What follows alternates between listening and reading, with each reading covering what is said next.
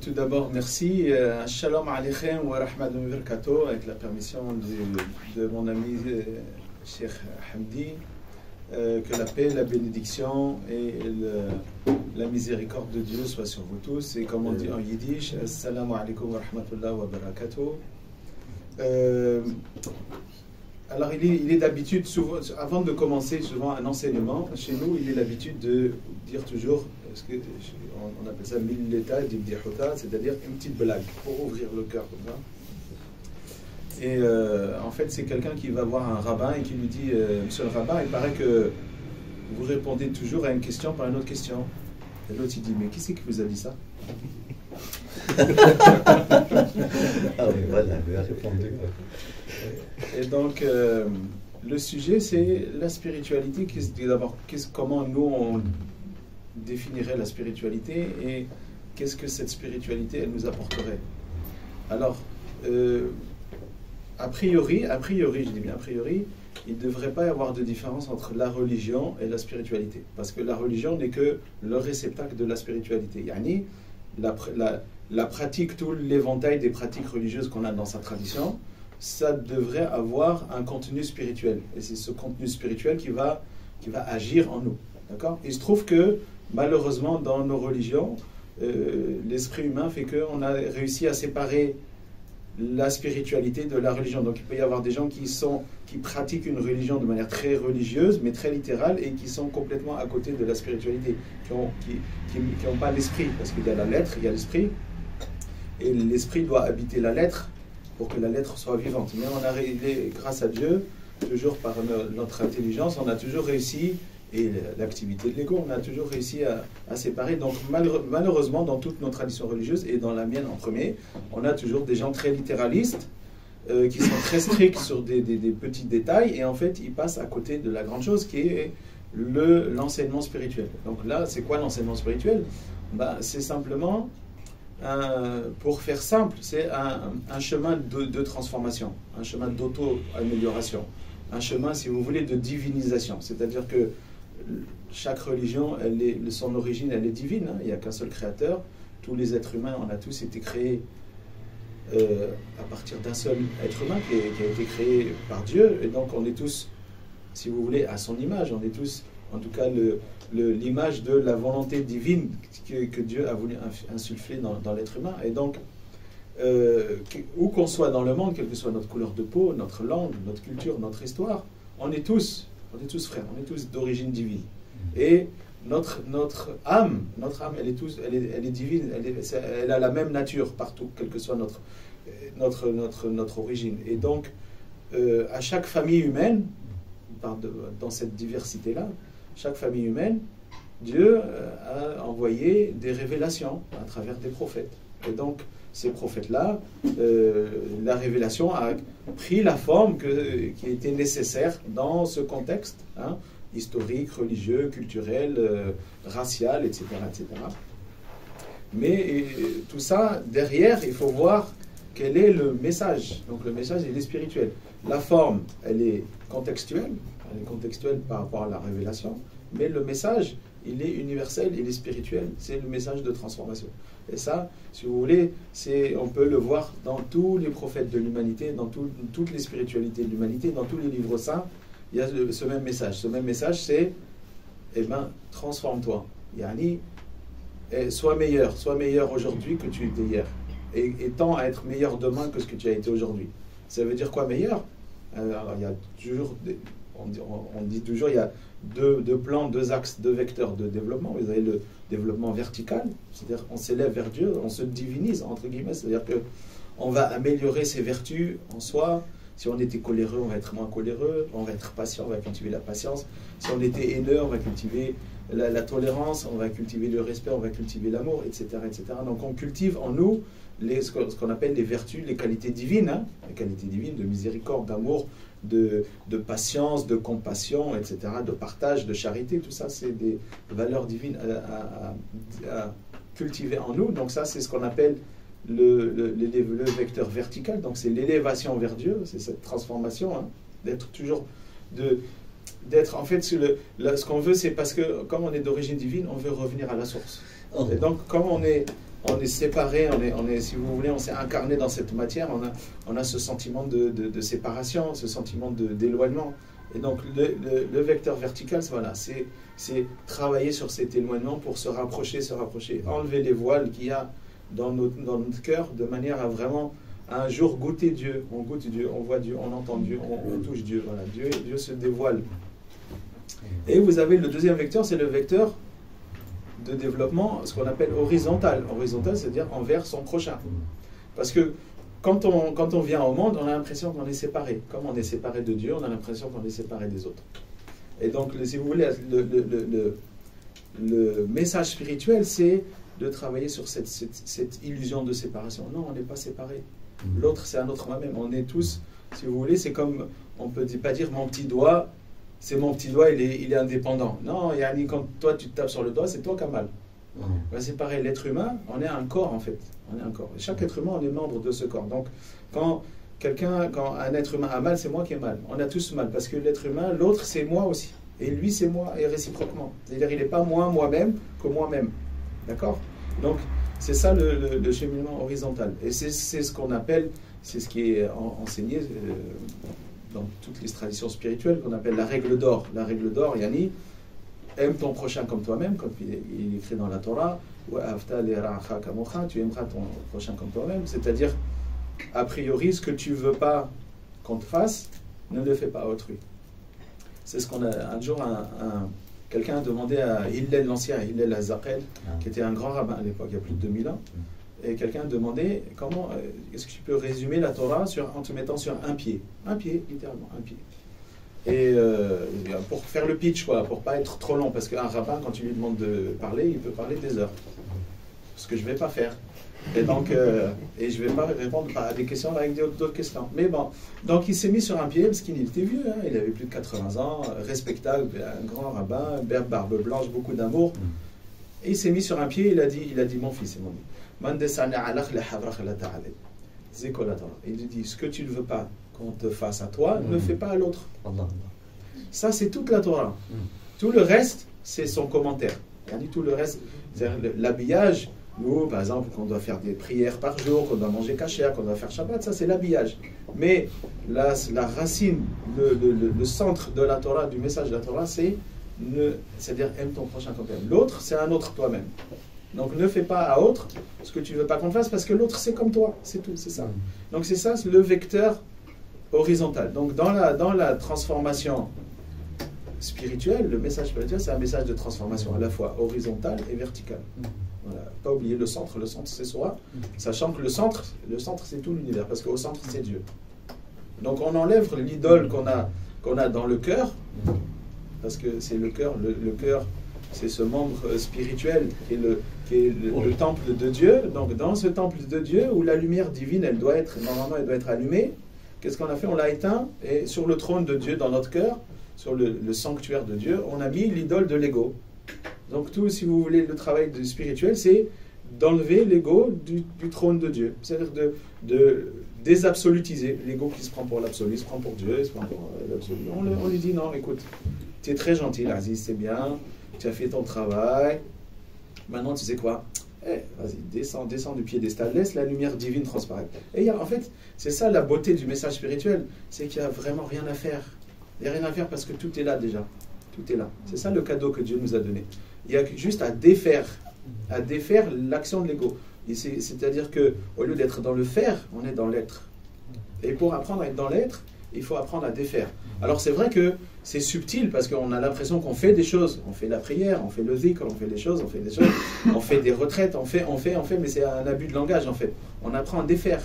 On apprend à arrêter de faire, arrêter de vouloir, le pouvoir, etc. Non, on n'est plus dans l'avoir, on est dans l'être. On est dans l'être. Et donc, on défait, de manière à ce qu'un jour, en défaisant, il n'y a plus rien à faire. Et Dieu est là. Et il a toujours été là. Mais il était caché. Et c'est ça, donc c'est ça le message spirituel. Et ce message spirituel, en fait, c'est ça le plan que Dieu a pour l'humanité. Et donc il a donné, il y a toutes ces familles humaines qui sont là, auxquelles il a donné ce trésor qui est le message spirituel. Et nous, on doit travailler ensemble, l'humanité, on doit travailler ensemble pour monter, pour élever notre conscience, la conscience de l'humanité en général, de manière globale, pour enfin faire le plan de Dieu dans ce monde. Parce que, je ne sais pas si vous avez remarqué, on peut vivre dans un paradis déjà maintenant. C'est-à-dire qu'on a tout est là, c'est-à-dire techniquement, tout est là, pour que tout le monde ait à manger, pour que donc tout le monde ait un toit, de l'éducation, de la santé, tout est là. La richesse du monde, elle est partageable, elle est globale. Donc on peut tous vivre dans la paix et donc passer à quelque chose, à un paradigme magnifique, quoi. Et bien, ce qui manque, c'est juste cette transformation, le fait de dire à l'autre, c'est un autre moi-même. Donc être dans le partage, donc ce message spirituel, il est là. Et c'est la beauté d'être ensemble. Et on avait un grand rabbin mystique au XVIIIe siècle qui s'appelait Rabbi Nachman, qui vivait à Breslev, maintenant en Ukraine, malheureusement, qui est bombardé de nos jours. Et Rabbi Nachman disait l'humanité, c'est comme un orchestre. Donc, dans un orchestre, vous avez des familles d'instruments, vous avez les vents, les cordes, les machins, des trucs comme ça, les cuivres, et vous avez des partitions. Chacun il joue sa partition. Et le but, c'est de créer une symphonie. C'est que tout le monde joue ensemble. Donc, il n'y a pas une partition qui est meilleure que l'autre, il n'y a pas un instrument qui est meilleur que l'autre. Il ne faut pas mettre de jugement de valeur. C'est la différence qui fait la beauté. C'est le fait qu'on vive ensemble. Et c'est ça, l'élévation de chacun individuellement au niveau vertical et notre unification au niveau horizontal, c'est ça qui va permettre de faire arriver cette musique, cette symphonie de l'humanité. Nous, on appelle ça Hannigun Ailion, c'est-à-dire on appelle ça la symphonie céleste. C'est-à-dire cette symphonie-là qui est l'harmonie suprême que l'humanité, enfin on va jouer ensemble, enfin il y a de la musique, enfin il y a de la beauté qui va arriver. La beauté du fait, plutôt qu'on soit dans la cour de récréation, chacun ils sont en train de se disputer, c'est à moi, vous savez, dans la récréation, les petits là, c'est à moi, jouent ensemble. Voilà, donc on comprend au niveau individuel des fois que c'est bête ce qu'ils font dans la récréation, mais l'humanité actuellement c'est exactement ce qu'on fait. Donc un jour, grâce à l'engagement spirituel de chacun, comme on est tous liés, le niveau de l'humanité, petit à petit, le niveau de conscience augmente. Et chacun de vous fait augmenter le niveau de l'humanité. Il faut pas, certes, il faut de l'humilité, mais en même temps, notre humilité, si l'humanité c'est une balance, il suffit d'une poussière d'un côté de la balance pour faire passer la balance d'un côté ou de l'autre. Donc nous, on est cette poussière-là.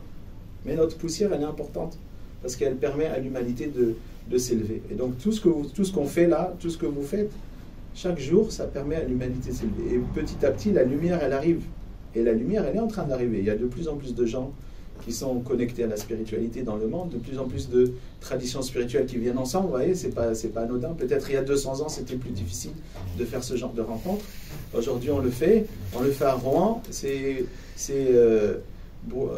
diffusé partout dans le monde. N'importe qui peut se connecter et avoir les enseignements. Et ça, c'est magnifique. Donc ça, c'est une grâce divine qui fait que même si l'heure est très sombre, il ne faut jamais perdre espoir. Parce que Dieu est toujours là. Dieu, il dirige l'humanité. Il nous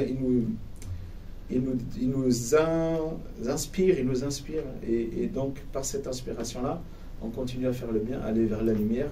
Et c'est ça la spiritualité. C'est ça le cadeau. Et donc, c'est une transformation personnelle, mais c'est une transformation globale. Et après, on arrivera à quelque chose de beau. C'est quelque chose de magnifique. Et là, on pourra commencer vraiment. Là, on sera à la hauteur de ce que Dieu a pour nous, de son plan. Et là, on va pouvoir faire des belles choses ensemble. Inch'Allah. Merci, à la grâce de Dieu. Voilà, je cède la parole. Maintenant, après les introductions, voilà, on va manger. Après ça, c'était les hors d'œuvre. Maintenant, merci beaucoup pour cette introduction, pour cette exposition. Je suis certain que nos confrères d'identité religieuse islamique, ils reconnaissent chacune de vos paroles comme comme un verset du Coran ou comme un hadith, comme un enseignement du prophète Mohammed sallallahu alayhi wa sallam, ou comme une parole attribuée traditionnellement à un des sages, des grands sages de cette tradition spirituelle qui est l'islam. Honnêtement, subhanallah, on dit Dieu se répète. Dieu ne fait que se répéter. Hein, j'ai l'impression, c'est ça, qu'est-ce que Adam n'aurait pas enseigné quelque chose de plus ou de moins à ses deux fils, mais qui ont fini par s'entretuer quand même. Hein? Et Noé, je pense que Noé alayhi salam, je suis certain que c'était le même enseignement. C'est le même enseignement. C'est Dieu qui se répète. Dieu qui répète et répète et répète et répète le même enseignement, aussi simple qu'il soit, aussi beau à entendre qu'il est, aussi persuadant, aussi convaincant. Mais c'est simple. Mais le bonheur est là. Mais le paradis est là, comme a dit ici Gabriel. Le paradis est là. Faut-il encore accepter de l'accueillir? Faut-il encore accepter d'entrer? Je me rappelle un vieillard en Tunisie, moi je dis Rabbi Arhamna, Rabbi Arhamna. Ne dis plus Rabbi Arhamna. Faut-il encore accueillir la rahma d'Allah subhanahu wa ta'ala? Elle est là, la rahma d'Allah, elle est partout, elle a embrassé toutes choses. Lis dans le Coran, wa rahmati wasi'at kulla shay. Et mon amour, il est là, habite toutes choses, toute entité. Et nous, on lui demande encore plus. Et elle est là. Hein? Dis-moi, hein, montre-moi un espace hein, qui est vide de grâce. Qui n'est pas rempli de grâce. Montre-moi une heure, un moment qui n'est pas rempli de grâce d'Allah subhanahu wa ta'ala, d'amour d'Allah. Montre-moi quelque chose qui n'est pas, qui te dit pas, qui cache pas derrière ou qui ne dit pas ouvertement Dieu t'aime, Dieu est là. Mais voilà, faut-il encore accepter l'amour de Dieu? Faut-il encore s'ouvrir? Hein? Faut-il encore s'ouvrir? Faut-il encore ouvrir les bras pour accueillir Dieu? Faut-il encore s'ouvrir pour accueillir ce bonheur? Et subhanallah, c'est merveilleux, vraiment, c'est pour la spiritualité, effectivement. J'ai bien aimé effectivement cette classification verticale, horizontale. C'est exactement ça. C'est exactement ça. La spiritualité, elle peut être résumée, effectivement, dans cette lutte ou dans cet apprentissage, ou dans cette réforme ou dans cette transformation intérieure, je dirais, lutte contre les deux maladies de l'ego, soit l'égoïsme et l'égocentrisme. L'égoïsme, hein, la lutte horizontale, et l'égocentrisme, la lutte verticale. Parce que, effectivement, l'ego qui veut prendre qu'est-ce qui ne lui appartient pas, ça c'est l'égoïsme. Hein, l'être humain qui se sent meilleur que l'autre, veut prendre qu'est-ce qui lui appartient pas, et veut faire sortir quelqu'un de sa maison pour lui prendre parce que moi j'ai pas de maison. Mais lui elle va être à l'exception. Je m'en fous. C'est moi j'ai pas de maison. Donc j'ai le droit du coup de faire sortir quelqu'un de sa maison pour l'habiter. L'égoïsme. Hein? Ou voler l'argent de quelqu'un. Moi j'ai pas d'argent. Mais lui maintenant il va galérer, il va souffrir. Je m'en fous. Moi, je n'ai pas d'argent. Je dois... les adolescents aujourd'hui, cette création, hein, ces nouveaux animaux, cette nouvelle espèce qui s'appelle adolescent, que nous avons créé, que la modernité a créé. Mais ça n'existe pas. Dieu n'a pas parlé d'adolescence. Il y a enfant, il y a adulte. Mais cette création hein, mystérieuse, d'ailleurs, que nous avons créée aujourd'hui, hein, des avoirs, hein, ce pas des êtres, des avoirs remplis d'ego, et qui ne se connaissent pas, et qu'on bloque, hein, devant qui on bloque tous les chemins de connaissance de soi et connaissance de l'autre, reconnaissance du sacrifice de l'autre, et voilà, on a créé, c'est une création sociale moderne, c'est une création moderne, adolescence, la nature n'a pas créé d'adolescent, la nature n'a pas fait d'adolescence, mais c'est nous, Dieu n'a pas créé d'adolescent, c'est nous, c'est une création moderne, nous avons créé ce mensonge, puis ce costume, et puis ce qui est devenu ce déterminisme, je dirais même, nous avons créé ce déterminisme qui s'appelle l'adolescent. Et qu'est-ce que ça fait de l'adolescent adolescent aujourd'hui? égocentrique et égoïste. Hein? Égoïste, il ne pense qu'à soi. Ton père, ta mère, ton frère, ta soeur. Non, non, c'est moi, c'est mon coca, c'est mon truc, c'est mon. Je dois acheter des espadrilles Nike. Alors, j'étais en Tunisie, c'était quelque chose. J'ai dû aller accompagner, voilà, un membre de famille pour acheter, et puis, voilà, lui, il voit son oncle qui a l'argent pas cher, quoi, qui a l'argent beaucoup plus, qui a beaucoup plus de valeur que l'argent tunisien. Donc, pourquoi pas profiter? C'est pas un problème, on achète, etc. Mais finalement, je l'ai acheté tout ce qu'il fallait. Après ça, je lui ai dit, c'est combien le SMIC en Tunisie? Et ça, c'est 3 fois le SMIC en Tunisie. Justement, tu as acheté des pantalons, des chaussures, c'est 3 fois le SMIC en Tunisie. Tu te rends compte que tu vas porter des vêtements qui sont 3 fois le SMIC en Tunisie. Il y a plus que 60% de Tunisiens qui vivent avec le SMIC au max. Le SMIC au moins. Hein? Et subhanallah, et puis voilà. Et puis ils doivent éduquer, nourrir et guérir 4 enfants ou 5 enfants, Dieu sait combien de membres de famille. En tout cas, l'égoïsme, c'est quelque chose. Lorsque l'être humain veut prendre la place de l'autre. L'égocentrisme, lorsque l'ego, il veut prendre la place de Dieu. Parce que c'est Dieu qui doit être le centre, et non pas l'être humain, et non pas toi. Hein? Mais l'homme, il veut quand même réclamer la place de Dieu. Il veut réclamer la place de l'autre, il veut réclamer la place de Dieu. Et celui qui commence par réclamer la place de l'autre, il va finir par réclamer la place de Dieu. Et, subhanallah, celui qui reconnaît à l'autre sa place, il va, sans faire quoi d'autre, n'a même pas besoin de faire quoi que ce soit d'autre. Si tu reconnais, si tu accueilles l'autre, ben, tu vas te trouver face à face de Dieu lui-même. Parce que le Huwa, le nom de Allah subhanahu wa ta'ala, le nom de Dieu, d'ailleurs en commun entre nos 2 traditions, c'est Huwa, Yahoo. Yahoo. Hu, ça veut dire l'autre aussi, ça veut dire lui. Lui. Hein? Lui, c'est contre moi. Hein? Ou lui, c'est autre que moi. Hein? Il faut reconnaître, il n'y a pas que moi. Là. Il n'y a pas que moi. Hein? Une fois, le prophète Mohammed sallallahu alayhi wa sallam, ce grand sage qu'on reconnaît universellement, sa grande sagesse, et notre prophète et messager, il est allé, que Dieu continue de nourrir son âme, sa force spirituelle, son héritage spirituel et notre connexion à lui, Amin. Il a frappé à la porte quelqu'un a frappé à sa porte. C'était un enfant de 10 ans qui a frappé à sa porte. Et lui, le prophète sallallahu alayhi wa sallam, a dit, c'est qui? Il a dit, moi. Moi. Et puis il a frappé, le prophète n'a pas ouvert. Et il a frappé une deuxième fois, il a dit, c'est qui? Il a dit, c'est moi. Et le prophète n'a pas ouvert. Et la troisième fois, il a frappé, il a dit, c'est qui? Il a dit, c'est moi. Et là, le prophète, il a ouvert, il a dit, c'est moi.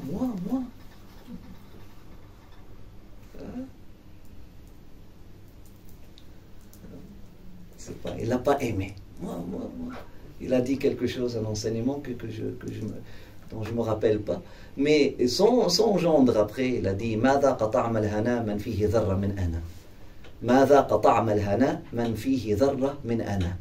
Ne goûtera pas au bonheur, ne connaîtra pas le goût du bonheur. Aussi n'arrivera pas à savourer la vie. Parce que c'est quoi le bonheur? C'est la vie. C'est la bonne heure. C'est tout moment de cette vie, si on le vit vraiment, si on l'accepte, si on l'accueille comme venant d'Allah subhanahu wa ta'ala, c'est du bonheur. C'est du bonheur. C'est pas quelque chose d'extra. Elle est là, c'est la vie. Dieu nous a créés pour le bonheur, pour le paradis, et a créé le bonheur et le paradis pour nous. C'est l'état, normalement, par défaut. Par défaut, c'est le bonheur. C'est l'état par défaut si cet imposteur qui s'appelle l'ego ne vient pas bloquer la lumière et le cadeau d'Allah subhanahu wa ta'ala. il a dit ماذا قطعنا الأنا, ne savourera pas, ne goûtera pas au bonheur celui qui garde en lui un atome de moi, un atome du moi, de ana, du jeu, celui qui garde, subhanallah. Ce jeu du jeu, c'est effectivement. Donc, la spiritualité, effectivement, c'est se débarrasser de son égoïsme, se débarrasser de son égocentrisme. Faut-il encore les reconnaître et les admettre? Faut-il encore les reconnaître et les admettre? Bon, si tu n'es pas heureux, à 100%, c'est que voilà, tu as ta réponse, que tu as de l'égoïsme et que tu as de l'égocentrisme. Ne cherche pas ailleurs. C'est là, ta maladie, elle est en toi. Ta maladie, elle est en toi. Si je ne suis pas satisfait, ma maladie, elle est là. Donc, je dois vraiment me faire guérir de mon égoïsme et de mon égocentrisme. Dans la révélation du Coran, ce qu'on veut appeler le Dernier Testament, les historiens, une appellation historique, mais c'est le Testament. C'est le Testament, c'est la même chose. C'est le Testament, Dieu qui se répète, qui dit toujours la même chose. Dans le Coran, nous avons ces deux sourates, soura. Une soura, j'aime pas traduire soura par chapitre, parce que c'est pas un texte écrit là, c'est pas un auteur qui écrit un texte. Soura, ça veut dire une impulsion divine. Soura, ça veut dire une belle construction. Soura, ça veut dire un appui divin, une impulsion divine pour appuyer, pour renforcer l'âme, parce que cette âme, effectivement, a besoin de force qui lui vient de l'esprit pour ne pas céder à l'ego. Je répète, cette âme en nous a besoin de force qui lui vient du monde de l'esprit, afin qu'elle ne cède pas pour ne pas céder à l'ego. C'est ça. Notre âme, elle est entre ces deux-là. Notre âme, elle est là. Si elle ne reçoit pas cet appui divin, ce Gabriel, cette force qui vient du Saint-Esprit, la force divine, cette force la force de Dieu, c'est la force de Dieu, cette impulsion de Dieu, cet appui de Dieu, cet élan spirituel venant du monde du Saint-Esprit, venant du monde de Dieu, elle va céder à l'ego et finalement par empathie, subhanallah, le plus qu'on chemine spirituellement, normalement, on devient plus empathique et finalement on va regarder même les grands pécheurs, on va les voir les plus faibles tout simplement, les plus faibles devant leur ego. C'est une âme faible, mesquine. C'est pour ça, tu vois les vieillards marocains, et lorsqu'il y a un pécheur, etc. Mesquine, c'est qui? Si les plus grands, si les pêcheurs c'est mesquine, si les encore plus grands pêcheurs c'est msekin, c'est encore moussekin. Mais vraiment c'est pauvre, vraiment. L'empathie c'est ça, tu vois. C'est un pauvre, c'est une âme pauvre malheureusement qui s'est laissée, qui a cédé à la défaite, qui a cédé à la défaite. Donc il y a des âmes en défaite, il y a des âmes qui vivent les fêtes. Et notre histoire, c'est transformer cette défaite en fête. Transformer cette défaite devant l'ego en fête. Et les fêtes de l'âme, il y a un très très beau livre qui s'appelle Les fêtes de l'âme. C'était un livre de tafsir, je pense, Aras al-Ruh, que j'ai commencé, Inch'Allah. C'est un livre de tafsir du Coran qui s'appelle Afrah al-Ruh. Afrah al-Ruh. Les fêtes de l'âme. Les fêtes de l'âme, c'est lorsqu'elle reçoit cette brise venant de l'esprit. Et le tafsir de ces deux sourates-là, très rapidement, elles sont les sourates parmi les sourates les plus courtes dans le Coran, mais parmi les impulsions les plus fortes, parmi les impulsions spirituelles les plus fortes. Sourates dans l'ordre humain, dans l'ordre de Mus'haf 93 et 94. Wadduha wa sharh. Surat Wadduha wa layli idha saja wa sharh. Alam nashrah laka sadrak. Je les vois comme les piliers. Ça apporte la joie d'ailleurs. C'est un antidépresseur. Ça marche. Ça fonctionne comme un antidépresseur parce qu'il y en a un message positif. Mais il faut le découvrir dans ce message positif, afin que ce message positif, afin que cette fête, afin que ce cadeau venant d'Allah subhanahu wa ta'ala puisse être accueilli, tu dois te débarrasser d'un poids de la mort. Hein? Donc, dans chacune de ces sourates-là, la structure de ces deux sourates-là, elle est presque la même. La première partie, c'est la force de l'esprit, hein? C'est la force de l'esprit qui vient renforcer l'âme. Et la deuxième partie, il te montre le poids de la mort duquel tu dois te défaire et te débarrasser. Subhanallah. وَالضُّحَى وَاللَّيْلِ إِذَا سَجَى مَا وَدَّعَكَ رَبُّكَ وَمَا قَلَى أَلَمْ يَجِدْكَ يَتِيمًا فَآوَى وَوَجَدَكَ ضَالًّا فَهَدَى وَوَجَدَكَ عَائِلًا فَأَغْنَى. La première partie. Hein, quand la sourate Al-Duha, 93, par la clarté du jour comme l'obscurité de la nuit, le contexte qui change, sache que le bonheur est toujours là. Par les moments, contemple les moments de joie comme les moments de tristesse. Le bonheur est toujours là. Voilà comment tu peux le traduire. Dieu est toujours au rendez-vous. Et le bonheur est toujours au rendez-vous. Dans les moments de joie, de clarté, comme il fait beau, comme lorsqu'il fait mauvais. Est-ce qu'il y a un mauvais temps? Le mauvais temps, c'est la pluie. Hein? Que les racines attendent des temps. Hein? Ce qu'on appelle, nous, mauvais temps. Hein? C'est la pluie. Et c'est le froid. Que les racines de l'arbre attendent temps. Subhanallah. La ilaha illallah. Est-ce que ça existe, le mauvais temps? Non, ça n'existe pas. Le temps de guerre. Le temps de... Hein?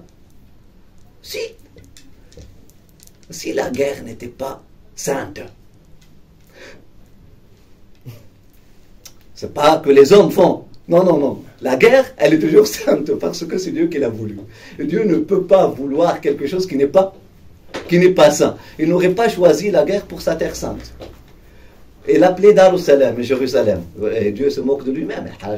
Il connaît très très bien. Parce qu'il n'y a pas de vraie paix qui ne sort pas de ce mahaz, de ces contractions. De ces contractions. Parce que, de quelle paix on parle? Est-ce que la paix de consumérisme? Est-ce qu'on parle de la paix du corps? On parle de la paix de l'âme? On parle de quelle paix? Une paix comme la paix des gens de Babylone? Une paix comme la paix des gens de, ici, pas loin de l'Europe, c'est ce m'a dit, qui a été détruite en Italie, proche de l'Italie. Hein? Pompéi? Une paix de Pompéi? Une paix de Babylone? Une paix de Pharaon en Égypte? On n'en veut pas. On n'en veut pas cette paix. Est-ce que c'est une vraie paix? Une paix moderne? Hein? Une Pax moderne? Hein? Avec le vaccin Moderna en plus. Hein? Allô?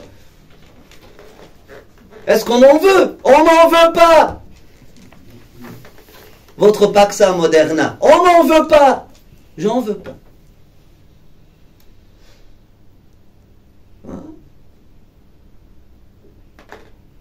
Paxa Moderna comme la Paxa Romana. La Paxa Romana, Paxa Taxa, c'est la même chose. Pax et taxe, payez la. Hein? On vous donne la paix, payez la taxe, on vous donne la paix. Paxa Romana. La Paxa Moderna.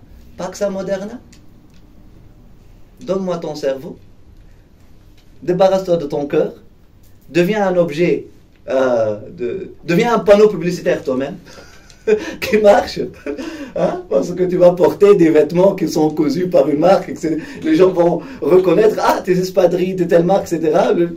Tu es un panneau publicitaire des autres marques, hein, des chaussures qui sont faites par la sueur des enfants, je ne sais pas, de Bangladesh ou de tel pays ou de l'autre, etc., etc. On ne peut pas en parler trop.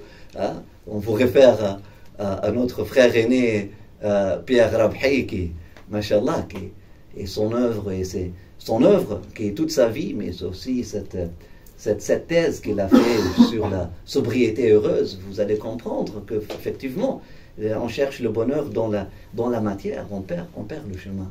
On perd le chemin dans la matière. Que dire dans le luxe? Au contraire, le luxe, ça devient des dalles, ça devient un labyrinthe, hein, le luxe. Et si la matière, si on se dirige vers la matière, on perd le chemin, que dire si on rentre dans l'excès, dans le luxe? Qu'Allah subhanahu wa ta'ala nous protège. Non, c'est pas cette paix-là qu'on cherche, on cherche la vraie paix. La vraie paix de l'âme, elle vient avec une lutte. Hein. Il faut se débarrasser de son égoïsme, il faut se débarrasser de son égocentrisme. Donc, par les moments, Dieu dit, par les moments où considère, ou contemple les moments de la joie, hein, comme les moments de la tristesse, Dieu est toujours là. Le bonheur est toujours au rendez-vous. Ma wadda'aka rabbuka wa ma qala. Ton Rabb, ton maître éducateur, ton maître serviteur, si j'ose, ton maître serviteur. Qui te sert? Qui te sert? Qui te sert? Qui est le serviteur, Jalla Jalalu? Hein? Qui? C'est pas Dieu. Qui sert mieux que lui? Qui sert autre que lui? Hein? C'est pour ça qu'en hébreu, oui, le nom de Dieu, oui, c'est les Yod et Wav He, oui, qui sont les lettres qui, justement, leur valeur numérique, c'est-à-dire quand on écrit en toutes lettres Yod, Wav, Dalet, oui, et He, Alif, et Waw, c'est les lettres qui sont les plus petites de l'alphabet. Donc, c'est-à-dire dans son nom lui-même, par humilité, il a pris les lettres les plus faibles. Il n'a pas pris Aleph qui vaut 111.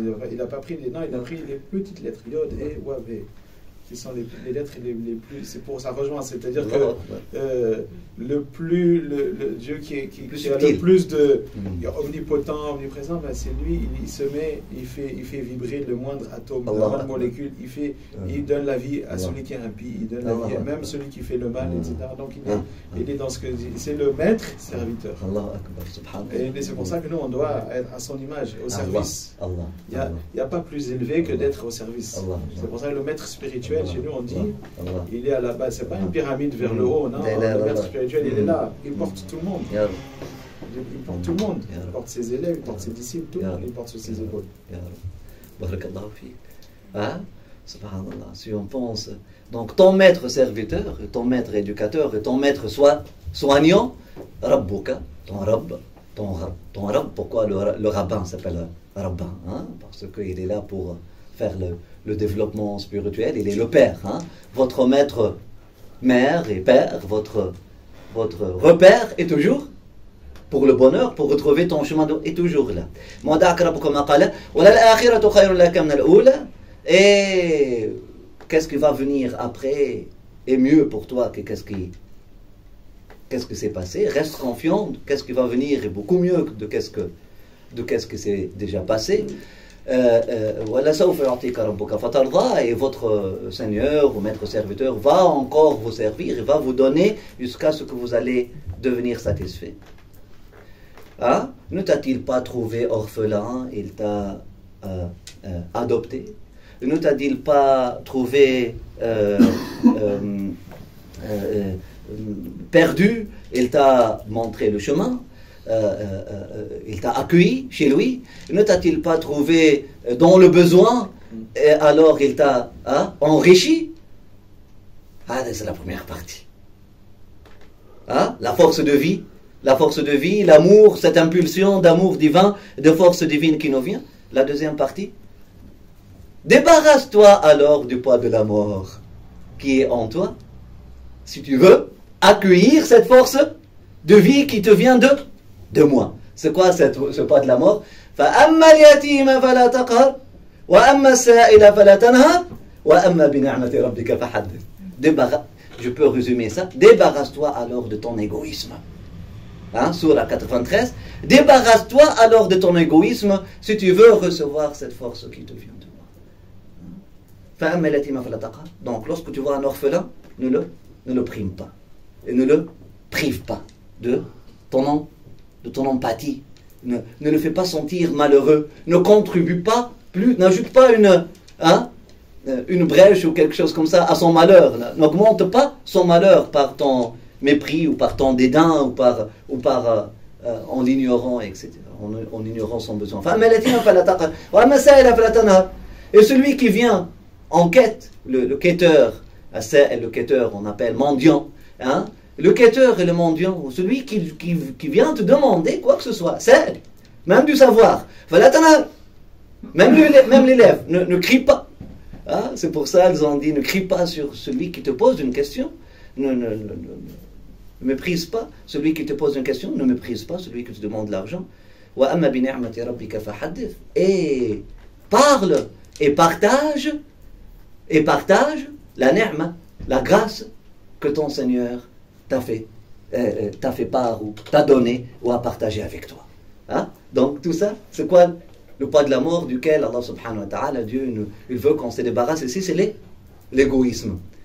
Le corollaire de Surah 93, c'est quoi? Surah 94. Là, elle commence toujours ألم نشرح لك صدرك ووضعنا عنك وزرك الذي أنقض ظهرك ورفعنا لك ذكرك فإن مع العسر يسرا إن مع العسر يسرا. L'impulsion divine, la force spirituelle, dans cette première partie. Hein? Nous n'avons pas, tu ne reconnais pas le fait que nous avons élargi ton réceptacle, hein? Ton cœur, ton cerveau, tout ça, c'est sadr. Nous avons élargi ton réceptacle pour accueillir plus de savoir, pour accueillir plus de bonheur, pour accueillir plus de joie. Parce que le bonheur, il est là.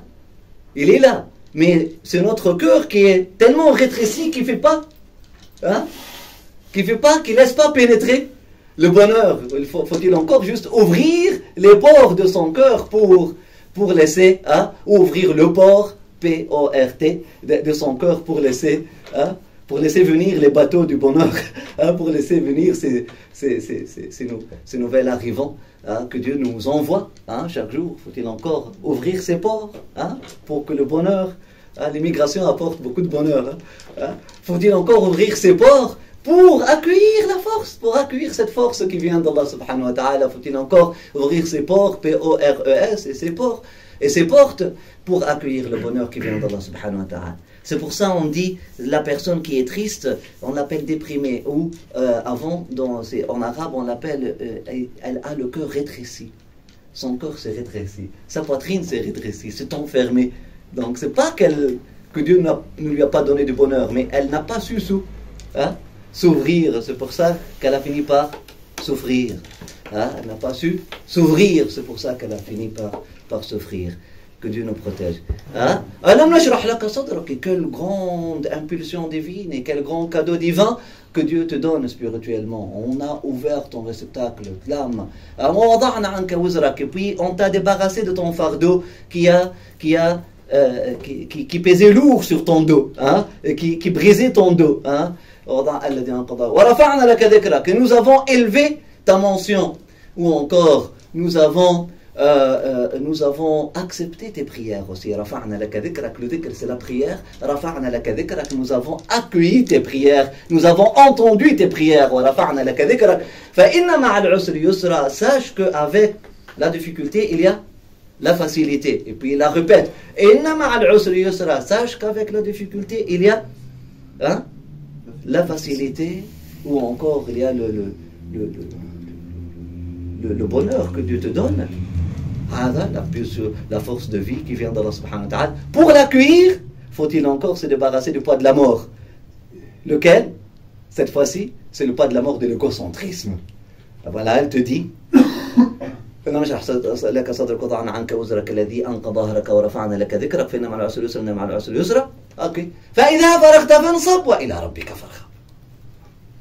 donc, débarrasse-toi de ton égocentrisme. Ne reste pas le centre ne reste pas obsédé par toi-même, par ce petit toit là. Hein? Ne reste pas obsédé par ce petit toit qui est toi, et par ce petit plafond, et par ce petit toit.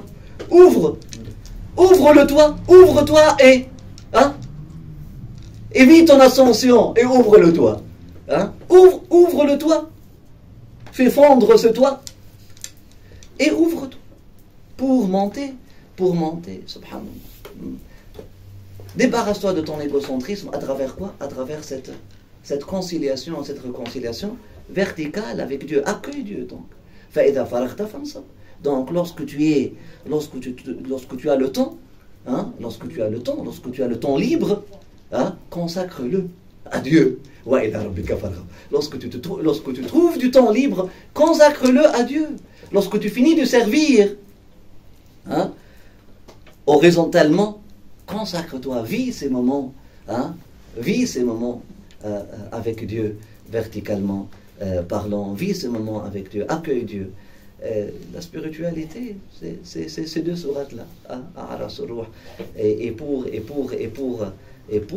l'accepter, il faut se débarrasser de son égoïsme et de son égocentrisme. Malheureusement, ce sont les deux piliers de la modernité. Malheureusement, ce sont les deux piliers, hein, de la modernité. Je ne dis pas les deux jambes de la modernité, parce que la modernité n'est pas un être vivant. C'est une construction mentale, c'est un grand mensonge. Je parle de la modernité philosophique. Je parle pas de la modernité, c'est-à-dire moderniser les choses, faire évoluer les choses. Je parle de la philosophie de la modernité. Je parle de cette philosophie qui a commencé au XVIe, XVIIe siècle, qui a commencé à pousser l'ego de l'humain, de l'homme contre son confrère humain, à travers le colonialisme. En même temps, on nie Dieu. Hein? Je nie mon frère, je nie Dieu. En même temps. C'est pour ça que j'ai dit tout à l'heure, toutes les guerres sont saintes si on les attribue à la volonté divine. Si on les attribue à la volonté divine, et Dieu, il n'y a rien, il n'est pas contraint. Hein? Dieu, c'est son qadar, c'est son dessein. Mais il n'y a pas une seule guerre spirituelle. Il n'y a pas une seule guerre religieuse. Des vrais religieux ne font pas la guerre. Des vrais spirituels ne font pas la guerre. Donc il n'y a pas une guerre au nom de la religion. Impossible. D'ailleurs, ceux qui mènent la guerre, dans la religion, n'importe quelle religion, sont les plus détachés de la religion, tout court, ou du cœur de la religion. Hein? Tu vas les trouver très littéralistes, mais est-ce qu'il y a de l'amour de Dieu? Est-ce qu'il y a de la place pour accueillir Dieu? Non. Que Dieu nous protège et vous protège tous et toutes. Amin ya arhamar rahimin rabbil alamin. Amin ya arhamar rahimin rabbil alamin. Pour faire évoluer, je bois mon thé. Est-ce que je peux demander un thé, c'est déjà